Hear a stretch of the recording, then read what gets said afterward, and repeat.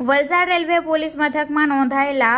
ધાડ ગુનામાં રેલવે પોલીસે 3 આરોપીઓને બિલ્લીમોરા રેલવે સ્ટેશનથી ઝડપી લાવી। વલસાડ રેલવે પોલીસ મથકમાં થોડા દિવસ અગાઉ વલસાડ અને બિલ્લીમોરા વચ્ચે 6 થી 7 અજાણ્યા ઈસમોએ મધ્યપ્રદેશના પરિવારના સભ્યો સાથે મારામારી કરી 50,000 રૂપિયાની રોકડની લૂંટ કરી ધાડ પાડી સહરસા એક્સપ્રેસ ટ્રેનમાંથી ચાલુ ગાડીએ તેઓ બિલ્લીમોરા નજીક ઉતરી ગયા હતા। આ ગુનામાં પરિવારે ફરિયાદ નોંધાવતા પોલીસે તપાસ હાથ ધરી હતી, જેમાં રેલવે પોલીસ સ્ટેશનના સબ ઇન્સ્પેક્ટર જાડેજા સાહેબ તેમજ તેમનો સ્ટાફ મોહમ્મદ શાહિદ નસરુદ્દીન તેમજ ભગીરથસિંહ સોલંકી અને પ્રવીણભાઈ સેલાર તેમજ વિનોદ પૂરણ બહાદુર નાઓ વિવિધ વિસ્તારમાં ધામા નાખ્યા હતા, જેમાં 3 આરોપીઓને બિલ્લીમોરા રેલવે સ્ટેશનથી પોલીસ ઝડપી લાવી છે, જેમાં મોહમ્મદ સાજીદ ઉર્ફે બબલિયા શેખ તેમજ સમીર ઉર્ફે સુલતાન અંસારી અને યાકુબ ઉર્ફે બાબા કુરેશી આ 3ને ઝડપી લૂંટ કરવી મેળવેલા નાણાં પૈકી કુલ